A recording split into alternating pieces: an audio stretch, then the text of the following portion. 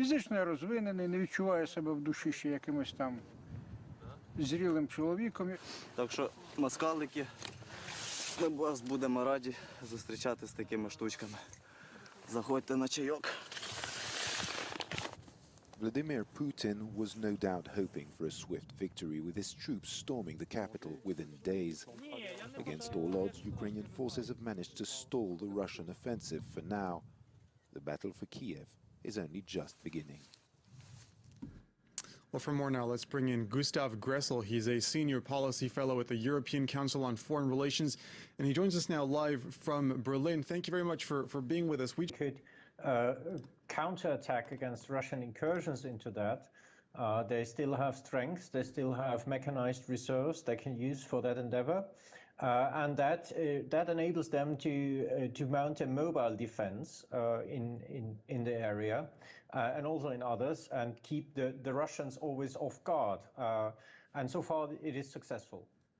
So you just mentioned, of course, it has been successful, but how much of this is Ukrainian resistance and how much of it is Russian shortages and mistakes? Well, the Russians committed, especially in the beginning of the war, a lot of grave mistakes that are now very hard to again catch up to. The Ukrainians have given a lot of thought on how to preserve key elements of their armed forces, especially air defense forces and air forces, from the initial onslaught, and they have still managed to do so. This is, and the way in sort of large-scale warfare is different from what was put to the Ukrainian border. They have not mobilized or they have not deployed a lot of assets that would encompass, would include conscripts. They have, and especially in coordination, but especially on maintenance work, they have not deployed a lot of field workshops, etc. The second thing is Russian logistics actually are meant to rely on civilian enterprises to a certain time. They have created an entire own command for that in 2016 to kind of coordinate civilian supply lines and the military. And they have completely ignored that because they didn't want to have any civilian involvement, which was kind of sort of bring civilian in touch with the war they tried to hide. And of course, if you forget about this sort of pillar of your supply chain, you should not be surprised of running into logistics. After 3 weeks of war, relentless shelling has destroyed large swaths of the city, killing hundreds, and the onslaught continues. On Thursday, at least 21 people were killed when missiles hit a school and a cultural center just outside of the city. James Fazina has more. Just a few kilometers from the Russian border, the city of Kharkiv continues to bear the brunt of constant Russian shelling. A street market has caught fire, one of the latest targets of Russian missiles. I saw black smoke. I understood that Barabashov market was on fire. I came here trying to rescue the fresh produce. There were no fatalities at Barabashov, unlike at this other market, where 3 people were killed a day earlier. Russian troops may be attacking from the north and east. For 3 weeks, they've held the line, stopped the advance, and Russian troops are now being redeployed elsewhere.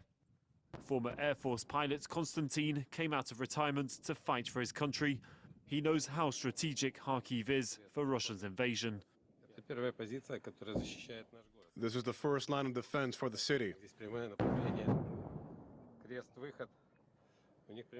If they get through here, they will enter Kharkiv.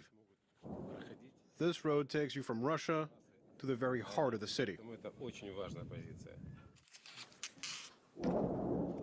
Despite these life-threatening conditions, hundreds of thousands of people remain inside the city. I'm very grateful to them for defending our land. Hold on, guys.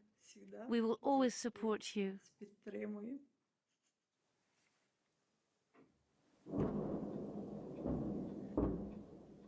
Both of my daughters and one of my granddaughters are fighting for Ukraine. Authorities say at least 500 people have been killed in Kharkiv since the beginning of Russia's invasion. Polish border guards say the number of Ukrainians that have crossed into the country has now reached 2 million. Since the start of Russia's invasion, Poland has taken in the largest amount of refugees, but hundreds of thousands are also believed to have fled to Hungary, Romania, and Moldova. Yinka Oyatade has more. An emotional reunion as people in Poland welcome Ukrainian relatives that are now war refugees.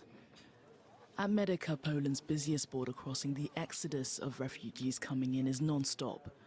Over 2 million Ukrainians have crossed into Poland since the start of the war. 24-year-old Irina is one of them. She took pictures of the violence she saw and is scarred by what she left behind. Воды нету, света нету, еду не привозят, привозят только хлеб, очень редко. Все закрыто. Many of the refugees here have similar stories. Most face an uncertain future. Authorities say out of the 2 million Ukrainians that have crossed into Poland, just over half have stayed in the country. People like 17-year-old Dan. The UN Refugee Agency says the number of daily crossings by people fleeing violence in Ukraine has slowed down in recent days. More than 3 million people have fled since the start of the war. As well as Poland, countries like Slovakia, Hungary, Romania and Moldova have taken in hundreds of thousands of refugees. More than 2 million people are displaced within Ukraine. The UN had originally estimated that the war would force up to 4 million people to leave, but it now says that the true figure could be much higher.